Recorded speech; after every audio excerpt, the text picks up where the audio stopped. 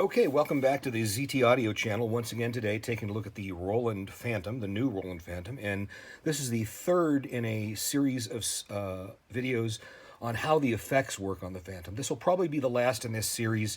You'll know soon enough whether or not there'll be a section 4, a part 4. But we've got a part 1, a part 2, and a part 3. You really should have watched part 1 and part 2 already. If you haven't, this is going to go right over your head.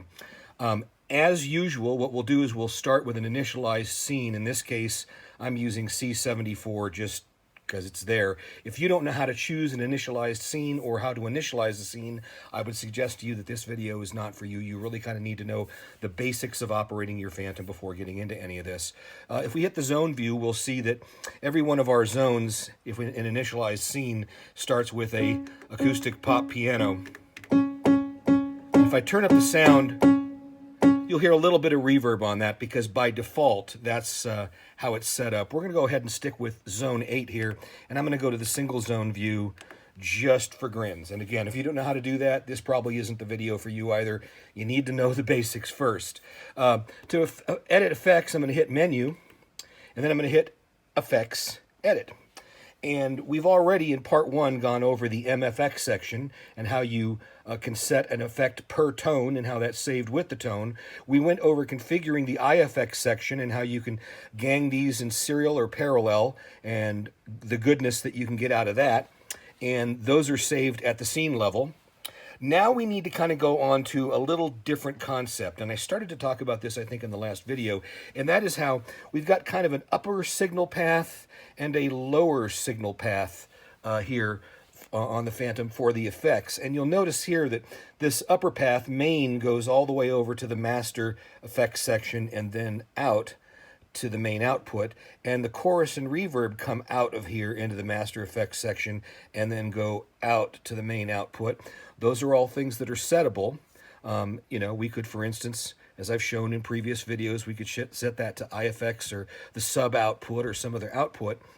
And again, those things are saved per scene, but that's not really what this video is about. You just need to be aware that there's this upper path and there is a lower path. Well, what's the lower path for?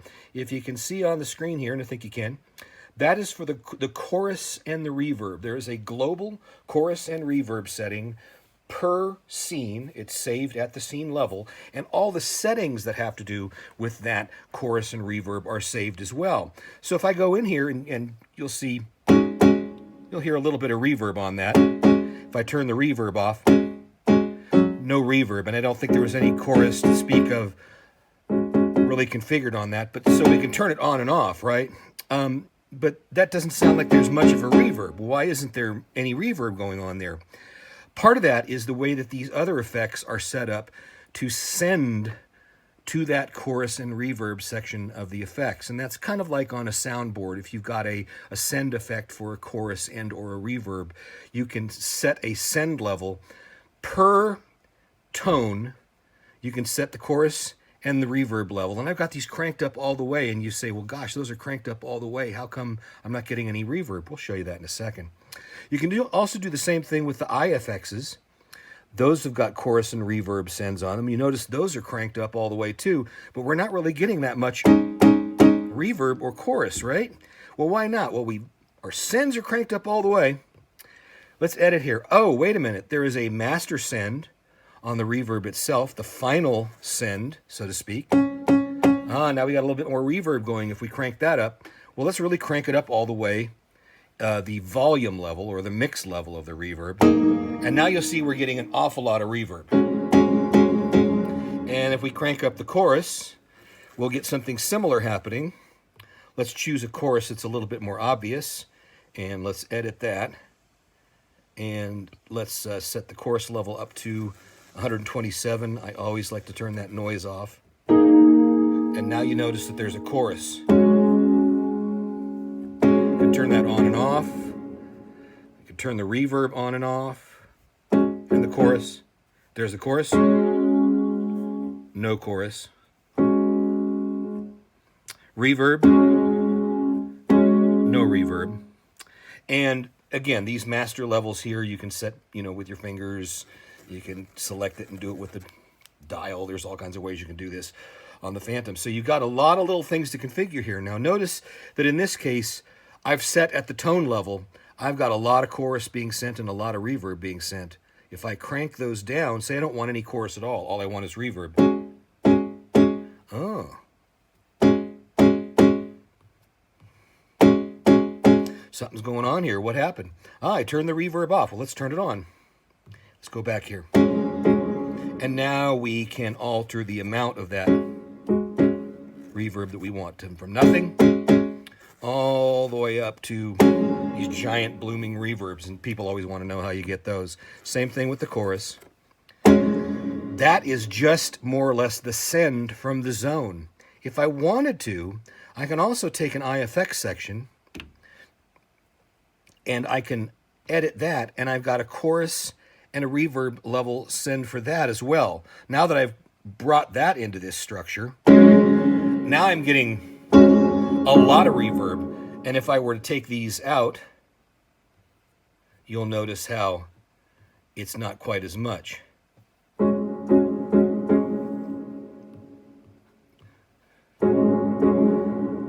So I can really start stacking these things upon each other and adding more and more effects to it.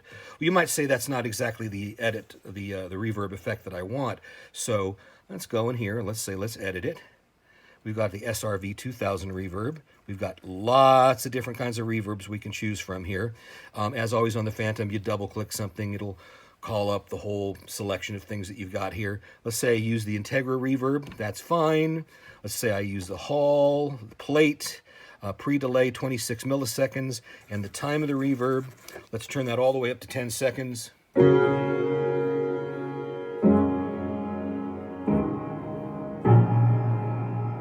And that is per zone. I'm in zone, if we look over here right now, I'm in zone 8.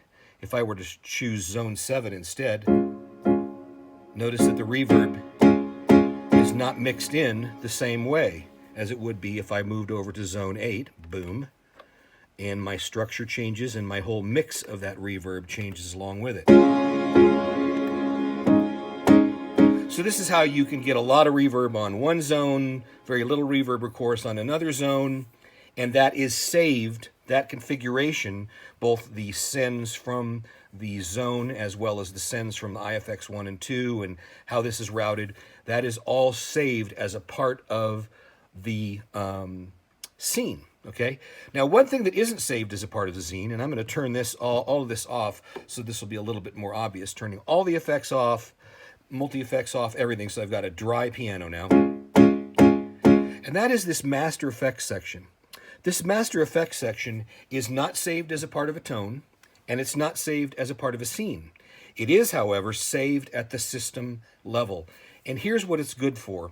Say you're going to play a gig and you want to EQ your Fantom overall for just that room. Well, you can go ahead and get in here, and you got a nice graphic EQ that you can change all over the place. How much gain, what you've got in terms of what values and everything like that. You can bring up the lows, you can bring up the mids, drop them out. There is quite a bit of control you can have over here, so you can alter the overall EQ of your Fantom just for a particular room or a particular hall or a particular gig that you're playing.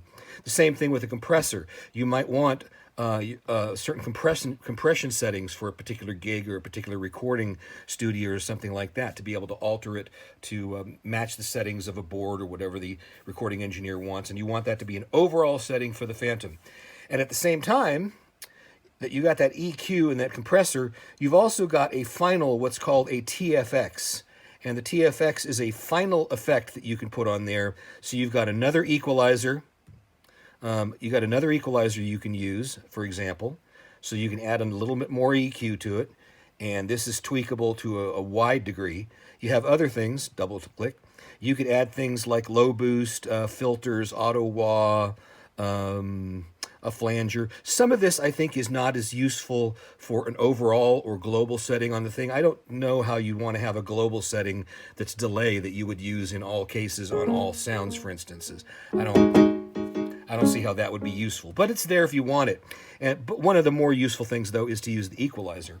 Now, one thing you got to realize I know I'm going a little bit fast here. One thing you got to realize is the zone level, MFX, this guy, that is saved with the tone. We've talked about that before. The IFX 1 and 2 settings are saved with the scene. The send and amount or volume of the chorus and the reverb are saved with the scene. The master effects section is not saved with the scene. So the compressor, the EQ, the total effects, those are not saved with the scene. And you might be fooled, I was initially, into thinking that, oh, those aren't things that you can save at all. Let me show you. You really can save them. They're saved as a global value for the instrument. So I'll turn them on. I'll hit Menu, System, hit Write. And now, when I turn this instrument off and on, it will go back to that setting. So if we hit Effects, Edit, or whatever, and then if I turn it off, I'm going to reach over here and turn it off. Where's the power button? There we go. Turn it off.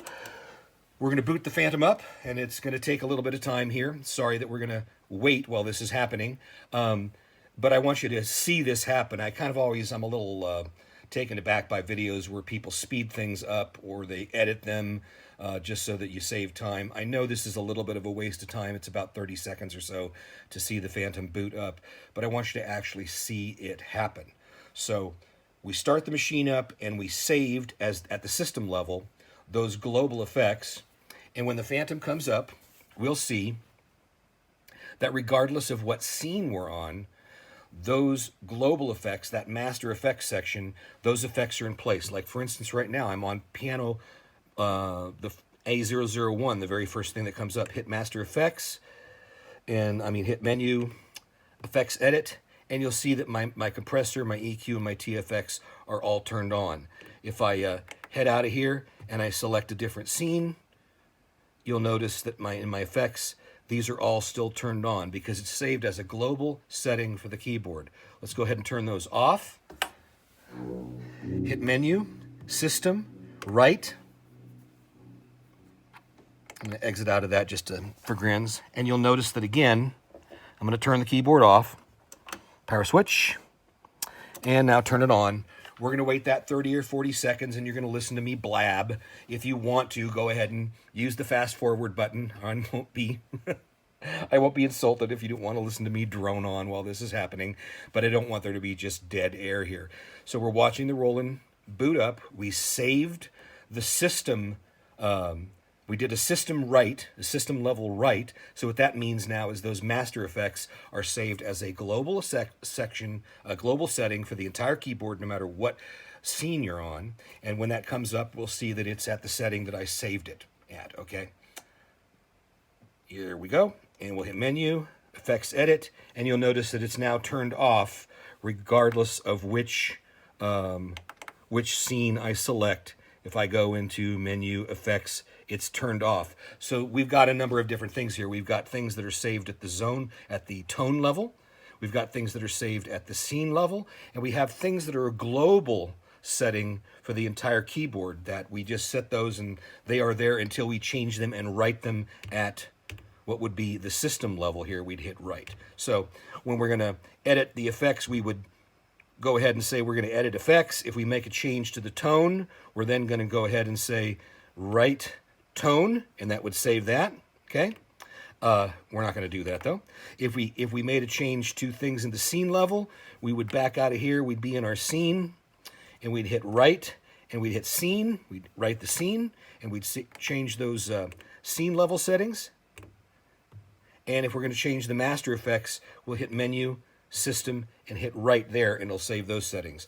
Now, over the course of these 3 videos, this is really, believe it or not, even though this is just 3 videos, there's 3 full videos, this is really kind of just getting in at a very intermediate level with the effects. We haven't gone into any kind of recipes for how to get certain kinds of sounds or anything like that. That might be something that I'll do in a later video, but for now I think that this 3-part series on the effects at least gets you into the basic details of how to use that, and you can experiment yourself and find out how you want to use it in your scenes and in your music. That is it for today. Thanks again for watching, and we'll see you again next time. Bye-bye.